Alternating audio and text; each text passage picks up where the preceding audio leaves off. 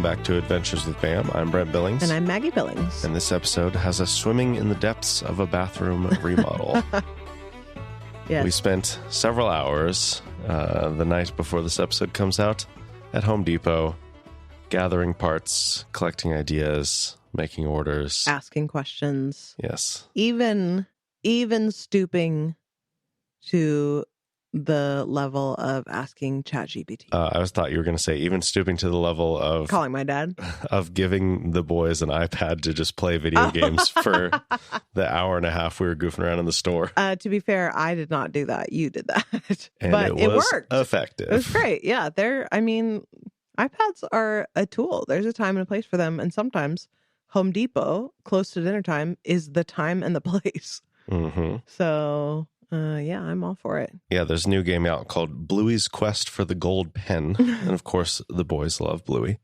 But on top of that, it's not one of those like stupid games where it's like, oh, you have to do this thing and then you have to gather these things and then you have to, and then they like twist your arm into like, the only real way to play this game is to spend a bunch of money on all these stupid items. Mm-hmm. This is a one-time purchase. It is $15. It's not like... Oh, wow. You paid $15 for a game? Yeah, the same amount you paid at Arby's for your meal. I'm sorry. Anyway.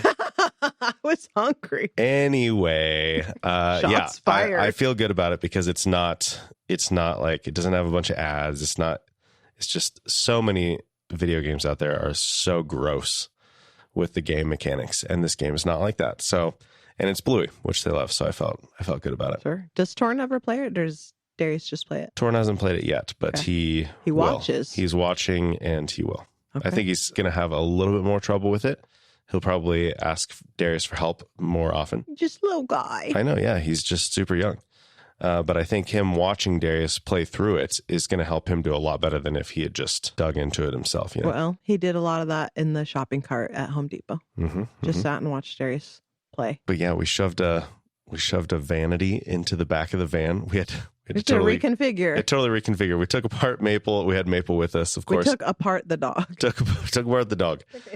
Took apart her crate, and Maggie sat sort of in the back of the van with Maple at her feet, and then we put the vanity over on the side, and the seat was shoved up against Darius's legs, and then we had a bunch of other stuff in the front. It was a little crazy. But our Subaru could never. Yeah, probably not. I almost got it into the side of the van. The original idea was to get it in the side of the van, and we were off by like an inch on just like one tiny little corner. It was close. And probably there's enough padding in that box that I could have just like smashed the box a little bit, but not worth the risk. It's an expensive risk. It was starting to rain and, too many other problems, but worked out. We got bathroom hardware. We have everything torn apart, progress being made, drains being reconfigured. We removed a window. It's a little crazy, but it's actually happening. So it's actually happening. We are excited. We have been talking about this bathroom remodel for at least 3 or 4 years. Well, yeah. Financially, we've been talking about it in a serious way for like 4 or 5 months. And we are on our 4th contractor. But work. But it's happening now. Work is happening. The 3rd one technically did some work and then fizzled out very quickly.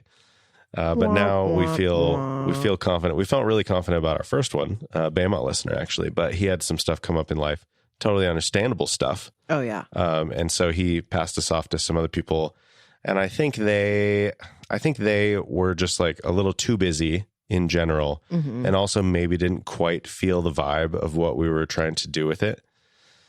Sure. A little bit of both, probably. And then they passed us off nice guys. To somebody else, and that guy turned out to be not super reliable.